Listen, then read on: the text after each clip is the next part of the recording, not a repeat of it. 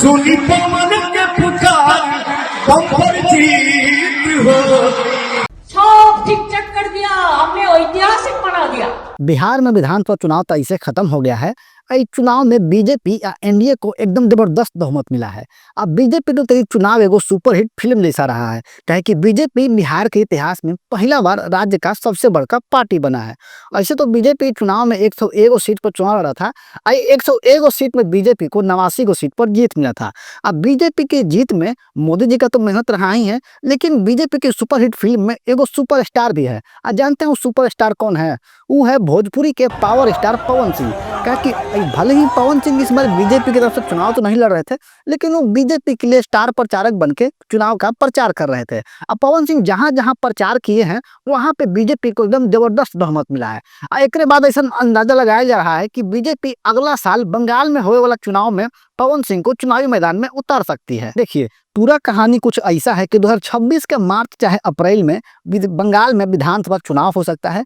अब बंगाल चुनाव में ममता दीदी को हराने के लिए बीजेपी कोई कसर नहीं छोड़ना चाहेगी। कहा कि बंगाल जितना मोदी जी के ड्रीम प्रोजेक्ट में शामिल है, अब मोदी जी का सपना पूरा करने का सपना पवन सिंह के कंधा पर आ सकता है। अब इस खबर तो यो है कि पवन सिंह को बीजेपी के टिकट पर बंगाल में चुनाव लड़ा जा सकता है। अब वो कौन सीट पर लड़ेंगे इस बात के बारे में तो जानकारी नहीं मिला है, लेकिन अगर पवन सिंह बंगाल में चुनाव लड़ते हैं तो उनका पॉलिटिकल करियर को एगो नया पंख मिल सकता है। अब आप सोच रहे होंगे कि पवन सिंह तो बिहारी हैं, तो उनका बंगाल से चुनाव लड़ने का चर्चा काहे हो रहा है? तो इस बात को ऐसे समझ सकते हैं कि जब 2024 में लोकसभा का चुनाव हुआ था, तब बीजेपी पवन सिंह को आसनसोल से टिकट दी थी, लेकिन उस समय कुछ विवाद हो गया था। अब पवन सिंह आसनसोल से चुनाव नहीं लड़ते हैं और बीजेपी को टिकट वापस देते हैं, जेकरा बाद वो काराकट से मतलब कि बिहार से निर्दलीय चुनाव लड़ते हैं और चुनाव में उनको हार मिल जाता है। जेकरा बाद विधानसभा से ठीक पहले पवन सिंह बीजेपी में शामिल हो जाते हैं। अब बीजेपी के लिए पूरा चुनाव का गेम ही पलट देते हैं। अब आपका मन में इस बात का ख्याल आ रहा होगा कि पवन सिंह तो बिहार में चुनाव नहीं लड़े थे, तो बीजेपी के लिए गेम कैसे पलट दिए? तो देखिए, होता है कुछ ऐसा कि पवन सिंह भले ही चुनाव तो नहीं लड़ रहे थे, लेकिन वो बीजेपी की तरफ से स्टार प्रचारक बन के जगह जगह प्रचार कर रहे थे।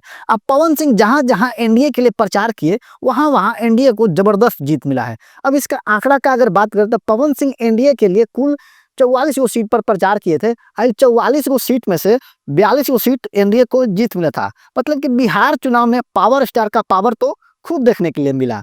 जिसके बाद पवन सिंह का यही सफलता को देखकर ऐसा कहल जा रहा है कि पवन सिंह को बीजेपी बंगाल चुनाव में भी उतार सकती है। कहे कि बंगाल में भी बहुत सारा बिहारी लोग रहता है। अब पवन सिंह को चुनावी मैदान में उतारने से बंगाली बिहारी वोटरों पर इसका काफी असर देखने को मिल सकता है। बाकी आपको क्या लगता है कि पवन सिंह को बंगाल चुनाव में बीजेपी की तरफ से उतारना चाहिए या फिर उनको बिहार तक ही सीमित रहना चाहिए? कमेंट करके बता सकते हैं। बाकी आपको हमारा वीडियो अच्छा लगा हो तो वीडियो को लाइक और चैनल को सब्सक्राइब करके हमारा समर्थन कर सकते हैं। तब तक के लिए जय हिंद, जय बिहार।